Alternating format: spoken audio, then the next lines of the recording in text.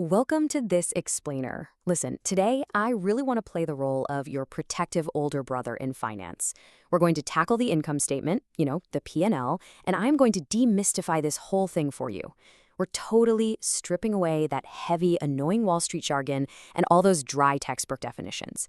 Because by the end of this, you're going to be able to look at a company's financials and know instantly, and I mean instantly, whether they're actually making real money or if they're just putting on a really, really good magic show.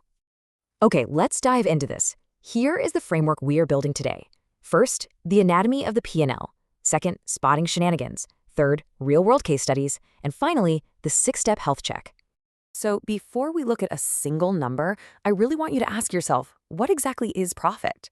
I mean, your immediate thought is probably just revenue minus expenses, right? It sounds incredibly simple. But let me tell you, if you think that simple little subtraction equation is the whole story, well, you're walking right into a trap. This right here is the illusion of profit, and it catches so many investors completely off guard. Imagine a company reports a massive 500 crore in profit. The headlines are glowing, the stock jumps, everybody's celebrating. But when you actually look closely, the real hard cash that hit their bank account, it was only 50 crore. That means 90% of their reported earnings is purely paper profit. It's an accounting reality, sure, but it is definitely not a cash reality. And this massive discrepancy is exactly why we need to dig deeper into the statement itself. Section 1. The anatomy of the P&L. Breaking down the engine. I want you to think of the income statement exactly like the engine of a car. We're going to pop the hood and see exactly how the fuel of revenue gets converted into the horsepower of profit. It all begins with revenue, the top line, basically the total sales coming in from operations. Next, we subtract the cost of goods sold, or COGS. This is the direct, raw cost of literally making your product. Think the palm oil for soap, or the pigments for paint. You subtract COGS from revenue, and boom, you get gross profit. Then you subtract your operating expenses. This is your marketing, salaries, rent, depreciation. And finally, that leaves you with operating profit, also known as EBIT, which stands for earnings before interest and taxes. This entire sequence? This represents the core operational engine of the business, well before the taxman or the bankers get their hands on anything. Let's put some real-world context to this. Gross margin, which is really just gross profit divided by revenue, is incredibly revealing. It essentially tells you if a company has raw pricing power. Take Hindustan Unilever, or HUL, sitting at roughly a 50% gross margin. Because they have such insane brand loyalty, they can charge a premium for their soaps and shampoos, and people will pay it. Asian Paints sits right behind them at about 45% for very similar reasons. Meanwhile, an IT giant like TCS, they have no traditional raw materials, yet they miraculously operate at a 35 to 40% gross margin. This number tells you instantly just how much leverage a company has over its customers. Now, what's really interesting about this is the EBIT margin, which is operating profit divided by revenue. Why does this specific margin matter so much? Because EBIT margin is the absolute cleanest measure of a company's day-to-day operational efficiency, period. HUL converts 25% of its sales into pure operating profit. That's absolutely excellent. Asian Paints does about 17%, which is solid, while TCS also hits an outstanding 25%. If you want to know how well the management is actually running the core business, totally ignoring their debts and whatever clever tax strategies they're using, you look right here at the EBIT margin. All right, let's build out the bottom half of the P&L structure. We left off at operating profit, or EBIT. Next, we have to account for all those outside factors. We add in other income, things like, interest on fixed deposits, or maybe they sold off an old factory. Then we have to subtract finance costs, which is simply the interest paid on their debt. That math gives us profit before tax, or PBT. And finally, we pay the government their share, which is typically around 25% in India, and that leaves us with the holy grail, net profit, or profit after tax. This is the ultimate bottom line. But listen, here is where I'm stepping in as your older brother again. The total net profit number, yeah, that's great for the company. But for you, the everyday investor, the single most important number is EPS, or earnings per share.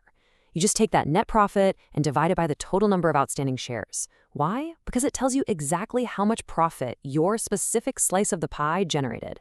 Think about it. If a company's total profit is growing, but they are issuing millions of new shares to make that happen, your EPS might actually be shrinking. So always, absolutely always, check the EPS. Section 2. Spotting shenanigans, where the BS happens. Okay, so now that we know how the engine is supposed to work, we have to talk about what happens when management secretly tampers with it.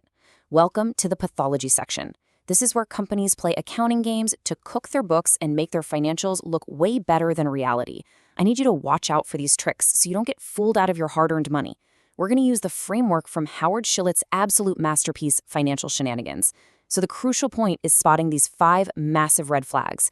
Number 1, channel stuffing. This is when a company ships a massive amount of extra inventory to distributors right at the very end of a quarter just to claim the revenue, even though the actual product hasn't been sold to end consumers. Sneaky, right? Number 2, premature revenue recognition. Basically booking the money before the service is actually delivered. Number 3, passing off one-time gains, like selling a subsidiary as normal recurring profit. Number 4, capitalizing expenses. This means illegally moving a regular marketing expense over to the balance sheet as an asset to instantly artificially boost profit. And number 5, aggressive provisions reduction. This usually means a bank deliberately keeps the money they set aside for bad loans artificially low, so their current profit looks super healthy, all while toxic loans are secretly piling up in the background. Section 3, Real-World Case Studies, Gold Standards, and Red Flags. Now, theory is wonderful, but let's take these tools onto the street and look at the real contrast. And this brilliantly illustrates the point. On one side, you have HUL, our gold standard. They offer somewhat boring but completely reliable single-digit growth, a rock-solid 50% gross margin, and tiny other income. It is high-quality earnings. But then look at Yes Bank prior to its 2018 collapse. It showed incredibly aggressive, downright toxic loan book bloat. Their other income was suspiciously high, and their provisions for bad loans were significantly lower than their peers.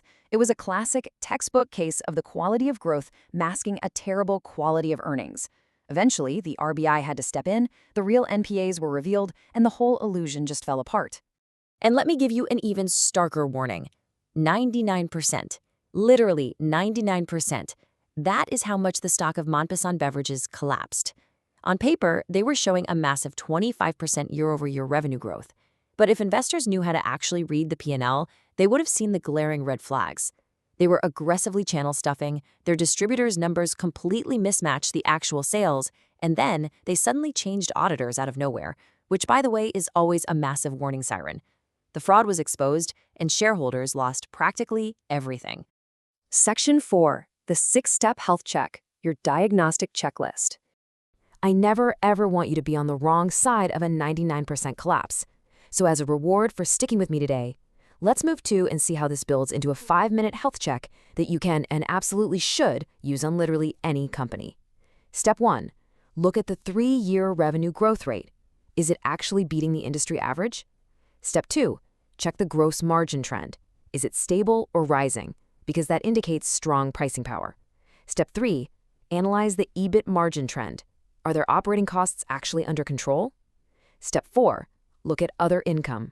Ask yourself, what percentage of total profit is it? If it's a huge chunk, be very, very careful. Step 5. Frequency of exceptional items. Actually, scratch that. If a company has one-time exceptional items every single year, they aren't exceptional. It's a habit. And Step 6. The EPS growth pattern. You want to look for consistent long-term EPS growth. Warren Buffett famously targets a 15% plus annual EPS growth over the long haul.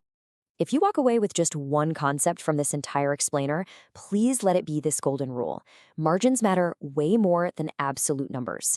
A company boasting $1 billion in profit means absolutely nothing to you if their margins are shrinking. But a company whose margins are consistently expanding, that is a beautiful thing. So always look at the percentages, always compare them to industry peers, and focus on the quality and the efficiency of the earnings, not just the raw, flashy size at the bottom line.